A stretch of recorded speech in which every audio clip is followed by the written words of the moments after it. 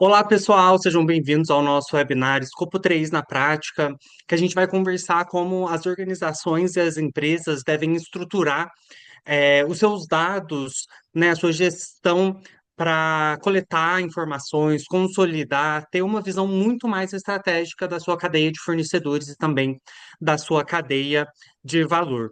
Começando aqui, a gente traz, né, um fato observado aí na maioria dos inventários, é que a maior parte das emissões, ela não está ali dentro dos limites geográficos, dentro da própria operação da organização. A maioria das vezes ela está ali distribuída, né, dentro da sua cadeia de fornecedores, de onde vêm os insumos, a matéria-prima, o serviço ou o material que ela precisa para prestação de um serviço, ou ali na frente, né, na sua cadeia de distribuição, para onde o seu produto vai para ser vendido, utilizado, até chegar no ciclo de vida do produto. Isso mostra que a empresa, né, que a organização em si, ela tem menos controle sobre o escopo 3 do inventário de gases de efeito estufa, né, sobre o seu inventário de GEE. Aqui a gente traz um dado do GHG Protocol, que o escopo 3 ele representa mais de 70% das emissões do inventário de uma organização. Aqui a gente está falando numa média geral, e quando a gente pega alguns setores específicos, como o de varejo, o de tecnologia, o de manufatura, essas emissões elas chegam ali até mais, até quase 90%, né, das emissões totais desses tipos de empresa pertencentes a esse setor, elas estão ali presentes no seu escopo 3. Isso mostra, né, além de um pouco controle sobre esses dados, né, uma emissão indireta, a gente também tem ali diversas categorias, tipos de fornecedores e de emissões que compõem esse escopo 3 e podem ser muito mais representativos, devem ser priorizados, devem ter uma gestão muito mais estratégica dentro do negócio. A gente pode citar a aquisição de bens e serviços como uma categoria que sempre se destaca ali como representativa, né, como de alta intensidade nas emissões, aquisição de bens e serviços, toda a parte de logística, de transporte, principalmente para as empresas nacionais aqui no Brasil, né, ou quando a gente fala dessas cadeias complexas, globais, isso mostra uma alta intensidade, uma representação muito grande e o que as empresas têm de desafio, né, atualmente, como que está esse cenário?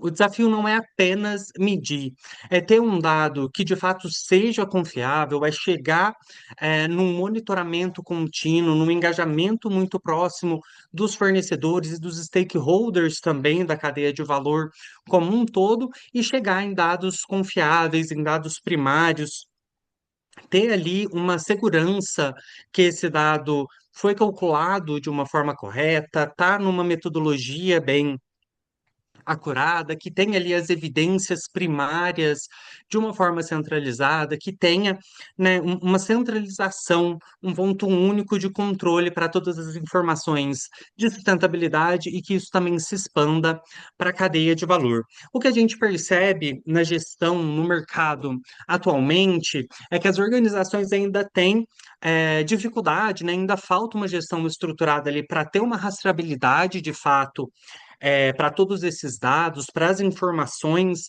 de toda a cadeia, né, de quando passa dos limites ali da operação da organização, a parte de auditabilidade, né, da gente olhar para frente de asseguração, de verificação de todos esses dados, é um ponto que a gente percebe que ainda precisa de uma atenção, precisa de um trabalho, evoluir ainda para essa frente da cadeia de valor. A padronização, né? Eu comentei um pouco dos tipos de categorias que precisam ser priorizadas, os tipos de fornecedores, de stakeholders também serão priorizados para ter uma estratégia, você de fato engajar, trabalhar com aquele que tem um impacto maior, que emite mais dentro do seu inventário de GE. E se você tem esses stakeholders com diferentes metodologias, você não tem um dado padronizado, a gente cai muito no que é falado, né? Não é possível comparar banana com maçã. Você precisa ter um padrão, você precisa ter uma metodologia única para você conseguir comparar de fato todos esses dados, consolidar isso num inventário único. Então, essa padronização é muito importante. E, por último, que vem ganhando cada vez mais força, é toda a frente de governança, né? Tanto na identificação das responsabilidades, dos poderes, as atribuições que tem os stakeholders, os respondentes, os validadores, né? Você estruturar essa governança de dado, mas também fazer isso de uma forma transparente, ética, mitigando ali qualquer risco de fraude ou de erro, mostrando que você tem um processo muito bem estruturado, né? Isso, principalmente quando a gente fala para a cadeia, para as empresas médias, para pequenas empresas que ainda estão em estruturação da sua gestão, a gente percebe aí que tem uma defasagem, né, que as empresas precisam olhar para isso com mais atenção e estruturar melhor toda essa frente nos negócios. Agora eu vou chamar a Giovana, minha parceira aqui, técnica de ESG na TBL. Eu acho que no começo eu não me apresentei, eu sou o Arthur Silva, especialista em ESG. Quero trazer essa pauta para a mesa com vocês. Eu tenho o apoio da Giovana, que também é uma super especialista e vai nos apoiar aqui hoje a aprofundar ainda mais essa visão. Seja bem-vinda, Giovana. Muito obrigada, Arthur. A gente vai entrar um pouquinho agora, na camada operacional, né, do escopo 3. Então, quando a gente fala, né, do escopo 3, a gente está falando ali não somente de um reporte de dados, né? A gente está falando do engajamento da cadeia de valor como um todo, porque a gente envolve tantas atividades upstream da cadeia, né, que é tudo aquilo que chega até a empresa, como, por exemplo, compra de bens e serviços, transporte, né, insumos, quanto também as atividades downstream da cadeia, né, como o uso dos produtos, distribuição desses produtos e até mesmo descarte. Então, a gente engloba ali, né, todas as emissões indiretas que estão fora dos limites organizacionais da empresa. E aqui a gente tem um ponto importante, né? Como o Arthur disse, o GHG Protocolo, ele divide em até 15 categorias, o escopo 3, e dependendo do setor, ele pode representar até mais de 70% das nossas emissões totais.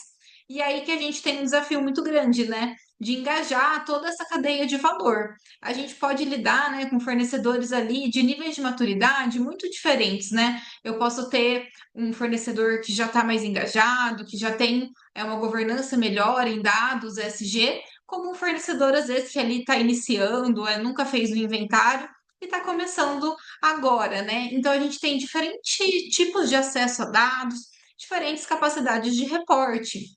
Isso acaba impactando ali, né, diretamente a qualidade dos dados que a gente vai reportar, a quantificação desses dados, né, e também a nossa capacidade de monitoramento ao longo do tempo, influenciando ali também na nossa tomada de decisão. E é aí, né, que a gente entra num passo importante que a gente está vivendo agora, que é a IA, né? Então, a IA, ela mudou de fase. A gente não tem mais ali uma IA que passa, que é só uma ferramenta de análise, né? A IA, ela passa a atuar numa camada mais operacional. Antes, né, a gente tinha até mesmo uma IA que olhava muito para dados históricos, fazia uma análise ali, né, mais de um olhar para trás, né? E hoje ela passa ali a atuar realmente no nosso fluxo, né? Ajuda a organizar, validar, processar os dados, né, em tempo quase que real. Na prática, ela funciona ali como se fosse um membro da nossa equipe, né? Ela automatiza as tarefas, interpreta os dados e ajuda até mesmo a identificar inconsistências. No CIS, que é a nossa ferramenta corporativa de inteligência de dados, a gente tem uma IA aplicada. Isso acontece no GHG Protocolo por meio do nosso agente especializado, né, do GHG Protocolo, que é muito importante, porque não é uma IA genérica, é uma IA que vai entender ali as regras específicas da contabilização de emissões, as categorias do escopo 3 e todos os critérios metodológicos. Então, ela não vai só receber aquele dado, né? Ela também ajuda a garantir que esse dado seja coerente com a metodologia. Quando a gente olha para o escopo 3, né, isso fica ainda mais relevante, porque a gente está falando de um ambiente que a gente tem dados muito distribuídos, múltiplos fornecedores e um baixo nível de padronização. Então, às vezes, esses dados eles vêm em formatos muito diferentes, né? Planilhas, questionários, sistemas internos dos fornecedores, aumentando ali ainda mais, né, a nossa complexidade em coletar esses dados. É um cenário que geralmente não é muito escalável de forma manual. Com o nosso módulo de fornecedores, E a IA que a gente tem aplicada no sistema, a gente consegue lidar, né, com fornecedores de diversos setores e diferentes tipos de dados. A gente consegue organizar esses fornecedores dentro da plataforma, realizar o mapeamento das categorias do escopo 3 e todos os dados ali que a gente precisa coletar. Dessa forma, né, a gente traz ainda mais escala, padronização e consistência para todo esse processo. Isso reduz muito o nosso esforço operacional e melhora a qualidade ali dos nossos dados desde a origem. Quando a gente fala, né, do escopo 3, quando a gente fala da cadeia, a gente tem ali, né, que uma complexidade muito grande, então a gente precisa ter uma governança maior. Não adianta a gente olhar ali só para o nosso reporte final, só para um número consolidado. A gente precisa garantir que esses dados eles estão estruturados ali desde a origem dos fornecedores. Isso inclui definir ali quais os critérios de qualidade que vão ser aplicados, como esses dados vão ser validados. E com o CIS, né, essa governança ela passa a acontecer diretamente na cadeia de uma forma mais estruturada. Cada fornecedor ali, ele vai possuir seu acesso exclusivo, que é controlado pela organização que está solicitando os dados.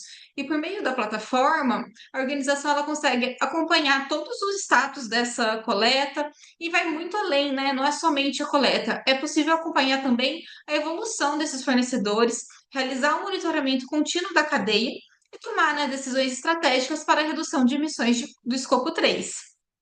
Com o módulo de fornecedores, a gente consegue estruturar, né, a coleta de dados primários de uma forma muito mais organizada e escalável. Isso é uma mudança muito importante que a gente tem em relação ao modelo tradicional, que depende muitas vezes de dados secundários e estimativas. Com a coleta de dados primários, a gente começa a ter uma visão mais fiel das emissões que a gente tem, com dados precisos e rastreáveis. Além disso, né, todos os dados eles vão ficar centralizados ali na plataforma, o que facilita a gestão desses dados e permite também ali o acompanhamento contínuo desses fornecedores, não somente um levantamento anual. Quando a gente trabalha ali com os dados primários, a gente tem uma melhora, né, na precisão da nossa quantificação e a gente reduz a incerteza e consegue ter mais confiança ali no inventário que a gente está construindo. Isso é muito relevante, né, quando, por exemplo, a gente vai definir as nossas metas, por exemplo, o SBTI, ele exige, né, uma consistência metodológica. E como o escopo 3 também normalmente representa a maior parte dessas emissões, qualquer pequeno ganho que a gente tem ali de precisão pode ter um impacto muito relevante no nosso resultado final. E ainda assim, né, além disso, fica muito mais claro onde a gente precisa atuar para reduzir essas emissões. Então, né, a gente tem que governar a cadeia na prática, é definir, né, é estruturar como esses dados são coletados, validados e utilizados. O módulo de fornecedores, ele permite que a gente padronize essa coleta, defina os critérios e garanta a rastreabilidade. Isso é muito importante, porque cada vez a gente tem uma demanda maior por transparência e auditabilidade desses dados. Dentro do sistema, a gente vai ter todo um registro desse dado. Então, a gente vai ter o registro da coleta dos dados, todas as evidências, o histórico e também todo um fluxo de validação. Isso cria, né, uma base muito mais sólida, processos de asseguração, por exemplo, né, que já estão sendo aí exigidos por algumas regulações. A gente tem um ponto muito importante também, né, que é o monitoramento contínuo. Então, tradicionalmente ali a gente tem uma coleta de dados anual, o escopo 3 ali ele é visto como somente mais um tipo de reporte. Só que isso limita a nossa capacidade de gestão, de acompanhar esses fornecedores, de tomar decisões estratégicas. E com o CIS, a gente consegue acompanhar realmente a evolução desses fornecedores ao longo do tempo, identificando desvios e priorizando ações. Isso transforma, né, ali o escopo 3 num processo contínuo, não somente em mais um reporte, da área de sustentabilidade. E aqui, né, a gente tem novamente a IA como uma facilitadora, né? Ela ajuda ali a conectar os dados que a gente recebe dos fornecedores diretamente no escopo 3, reduzindo ali, né, o trabalho manual de receber esses dados, coletar e ter que consolidar ali tudo no escopo 3 da organização. Além disso, né, a IA também pode ajudar a gente a identificar inconsistências. Então, por exemplo, se eu tenho um valor muito fora, que está fugindo ali do comportamento normal, a IA ela consegue fazer essa identificação para que a gente possa até fazer uma correção de dados, caso necessário. A IA ela também ajuda a gente a interpretar esses dados, né, trazendo mais inteligência ali para o nosso processo de consolidação. Isso vai melhorar tanto a eficiência do processo, né? Que às vezes a gente tem um trabalho muito oneroso, envolve toda a organização da companhia, acaba demorando, né? Para fazer a consolidação para esse reporte. E a gente também, né, aumenta a confiabilidade desse resultado. Quando a gente junta, né, ali o nosso módulo de fornecedores com a IA que a gente já tem aplicada no SIS, né, o resultado é uma base de dados muito mais confiável. A gente ganha em termos de rastreabilidade, né, e fica ali preparado já para uma possível auditoria. Além disso, né, a gente passa a ter uma visão muito mais clara da nossa cadeia de valor, sendo que a gente tem, né, ali toda a organização dos fornecedores, todos os resultados, a gente consegue fazer análises, comparar esses resultados, até mesmo pelo setor de cada fornecedor. Isso acaba, né, permitindo ali uma tomada de decisão muito mais estratégica. Finalizando aqui, né, a gente consegue ver todo o fluxo, né, desse processo. Então, a gente tem os dados que nascem ali no fornecedor, né, eles passam por uma coleta, passam também por uma validação, né, da organização que solicitou esses dados e por uma posterior consolidação, né, em cada categoria ali do escopo 3, uma tomada de decisão informada. Esse fluxo, né, representa toda a estrutura que a gente tem necessária para gerir o escopo 3 de uma forma mais consistente. O fornecedor, né, ele participa ali do processo ativamente, com uma coleta estruturada e uma validação automatizada por meio da plataforma e uma consolidação ali que passa a ser rastreável e uma tomada de decisão baseada em dados mais confiáveis. Quando tudo isso está organizado, né, a gente tem que o escopo 3 ele deixa ali de ser só uma estimativa, e passa ali a ser uma capacidade real de gestão, né? Então a gente passa, né, além de medir as emissões, né, a gente passa a ter uma estrutura de dados ali confiável ao longo da nossa cadeia. E é isso que o SIS ele vem para viabilizar dentro desse processo de coleta de dados, monitoramento contínuo e reporte do nosso escopo 3. Vou passar a fala agora novamente para o Arthur. Ivana, eu adorei esse slide que você fecha a sua parte, né, sobre a estruturação da cadeia, porque aqui a gente tem todas as etapas de atividade para uma gestão estratégica desse escopo 3, né, desse fornecedor, da cadeia de valor como um todo, a gente consegue aplicar. E aqui, só olhando essas atividades de coleta, validação, consolidação, a parte de asseguração vai entrar ali entre a consolidação e a tomada de decisão. Isso já é super oneroso para os especialistas, para as organizações de ter o controle, e você já trouxe junto uma solução, a inteligência artificial entrando como essa ferramenta, né, que de fato apoia na tomada de decisão estratégica. E eu falo muito, né, dessa eficiência, da gente pensar em quanto de energia, de quanto tempo consome das organizações toda essa gestão, porque um ponto que a gente sabe que é uma dor, né, para entrar ali na cadeia, para se aproximar dos fornecedores, é todo esse engajamento, treinamento, você de fato aproximar. Você precisa colocar bastante tempo nesse relacionamento.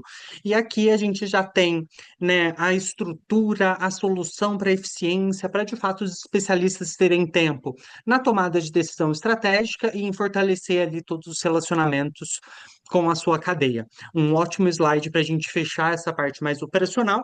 E agora a gente olha para frente, né? O que está acontecendo no mercado? Quais são as mudanças, as tendências, os movimentos que estão cada vez mais colocando o escopo 3 em destaque para as organizações? No primeiro, a gente fala de ESG, né, passando a ser integrado aos dados financeiros, então, cada vez mais a gente tem ali investidores, financiadores, atrelando sustentabilidade, ESG, a esses critérios de concessão de capital, a melhores taxas de juros, de financiamento para você ter acesso ao capital. E a gente, né, atualmente, todo mundo já está sofrendo aí com os riscos com os impactos das mudanças climáticas. Então, isso é um ponto que impacta diretamente o resultado financeiro da organização e todo o mercado, todo esse movimento atual já está trazendo a mesma seriedade para o controle dos dados de sustentabilidade que já temos para os dados financeiros, né? A gente traz aqui o IFRS, o S1, o S2, a CVM foi uma das primeiras comissões globais a endossar a metodologia, a trazer isso como obrigatório para as organizações, e aqui a gente tem uma mudança na forma de gestão, na forma de governança e na transversalidade da gestão ESG dentro do negócio e também dentro da cadeia. O IFRS traz ali uma visão que se você tem algum risco, né, principalmente o risco climático com o S2, que ele incide, né, que ele pode ocorrer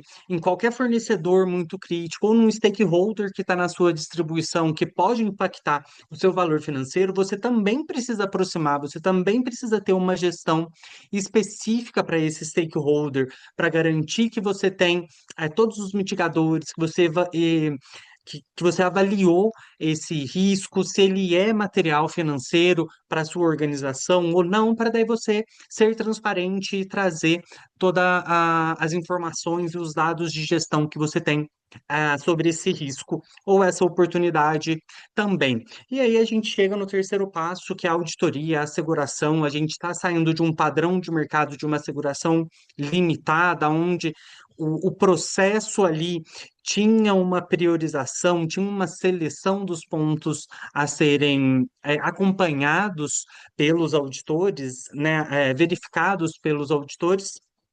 Agora a gente cai numa asseguração razoável, que todos os dados precisarão ser verificados, e a gente tem também toda uma parte de controles internos e de testes que precisarão ser aplicados para garantir que a empresa tem, de fato, todos os controles necessários para o seu sucesso, para a sua gestão, para avançar. Só pegando um gancho, né, de todo o movimento que está acontecendo, a gente teve o New Green Deal na União Europeia, o CSRD veio com o SRS, a gente tem as exigências, né, as legislações alemã, a francesa já estão avançando ainda mais. A gente tem o CSDDD, que fala da devida diligência para a cadeia de fornecedor, a gente tem essa rastreabilidade mais forte, e é um movimento que só tende a a aumentar, a avançar, a exigir ainda mais gestão das organizações. Então, o que a gente avalia, né, a conclusão que a gente chega é se você não está trazendo uma estrutura tecnológica para garantir essa gestão, essa robustez em todo o seu controle ali da cadeia de fornecedor, de distribuição, você está muito mais suscetível a risco regulatório, a dados inconsistentes, a baixa confiabilidade, a decisões limitadas, né? Se você não tem um cálculo correto, um cálculo certeiro, se você não tem esses dados, né, comparáveis, se você não tem uma confiabilidade, como que você vai priorizar? Qual vai ser o fornecedor que você vai engajar primeiramente? Aonde você vai focar, investir ali dinheiro para ter uma redução que de fato te leve, né, garanta que você vai atingir os seus compromissos, né, os compromissos da sua organização de descarbonização, de redução das emissões de carbono, porque como a gente vê um movimento já global, os grandes países já têm ali uma meta de descarbonização, todas as empresas que operam dentro desse país também precisam agir, né, começar essa redução. E quando a gente fala de ter esse trabalho muito estruturado, muito robusto com a cadeia, a gente fala aqui do objetivo final do escopo 3, né? Você ter as grandes empresas, as grandes alavancas do mercado exigindo, pedindo, levando esse movimento para as pequenas, para as médias, né? Para que a gente de fato atinja todos esses objetivos na cadeia. Por onde a gente começa, né? Eu falei muito da priorização, de olhar para a cadeia dos fornecedores, olhar para as categorias do seu escopo, né? Do escopo da sua empresa, do inventário de gases de efeito estufa, começar a priorizar ali quem está mais representativo, quem tem mais emissões, começar a estruturar esses dados, então olhar para esses fornecedores, apoiá-los, ter uma ferramenta de coleta, de cálculo que traga confiabilidade para todo o dado e estabelecer uma governança para todo o processo, né? Desde saber com quem você conversa, de quem você pede, como que você cobra, até como esse processo vai ser ali, né, todo transparente, reportando com todas as evidências, de uma forma estruturada, né, que não onere todo o dia a dia. Aqui para fechar, a gente fala, né, a gente traz que o escopo 3 não é sobre medir as emissões, é sobre governar a cadeia, é colocar esse processo rodando, tendo uma ferramenta tecnológica por trás para acompanhar todo esse movimento, e o CIS está mais do que preparado para apoiar todo mundo nessa onda. Então, eu quero fechar aqui deixando uma mensagem. Se você já está por dentro desses debates, se você já está trazendo a sua cadeia de valor para a mesa, fica à vontade para entrar em contato com a gente. A gente pode conversar, marcar fóruns para avançar ainda mais essa conversa. E se ainda não é uma pauta que está aí circulando com você, com a sua liderança dentro da sua organização, a gente também fica à disposição para te apoiar nessa estruturação e no começo da jornada. Bom, pessoal, era essa a mensagem que a gente tinha para passar para vocês hoje. Eu agradeço muito o tempo de vocês em nos ouvir, agradeço muito a Giovana, que enriqueceu muito todo o nosso debate. E mais uma vez, a gente fica à disposição. Muito obrigado.